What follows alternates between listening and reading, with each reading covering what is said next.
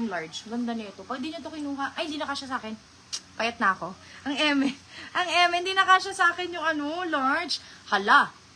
Meron po, via JNT po kami. Yes, meron po. O, next, sleeveless. Vintage na to ha, pero hindi siya okay eh. Brand new pa siya eh. Size small, 50 pesos vintage.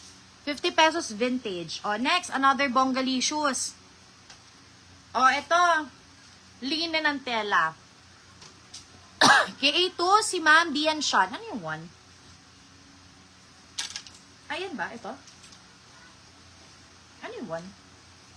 Ito, to? Or baka napindot? Ay! KA2, okay, sige. Si Ma'am, KA2, si Ma'am Shell Sura Patyag. Sa vintage, si Ma'am Bian Sean. For this one, Chinese brand siya. Kaya isi-sale ko ha. Pero kung tutusin, hindi siya dapat i-sale. Kasi maganda yung quality niya. Pero kasi Chinese brand eh. Size medium to mga madam. Wrap around. Very sexy. It's giving vintage restaurant vibes. Ang ganda. For this one, 100. Mine China. Akin to. Eto, suotin ko to. Next live. Bibenta ko. Akin to eh. Sinot ko nanonood kaming Barbie movie. Next. Sulit. Ma'am Shekina ulit. Ma'am Shekina. Okay, next. Ito. Pang Tony Fowler. Bodycon. Actually, pagka-bodycon nito maganda. Kasi bagsak. So, ganyan siya. May rutch. Sulit.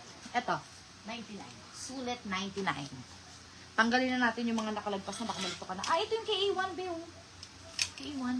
Wait lang. Tignan ko lang yung KA1, ha? Ay, KA1.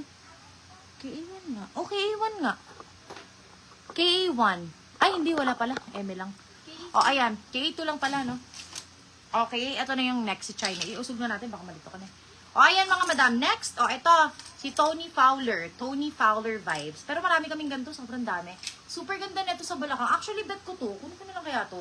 Puff sleeves to. Ganyan siya. Ang elegant. Bodycon. Size medium large to. Adjustable yung haba. Rutch. Ganda ng tela. Sobrang bouncy. Ma-explain ko sa inyo yung tela neto. It's giving Fashion Nova. Ganon. Para siyang Fashion Nova. For this one, 150 pesos. KA3. KA3, 150. Next.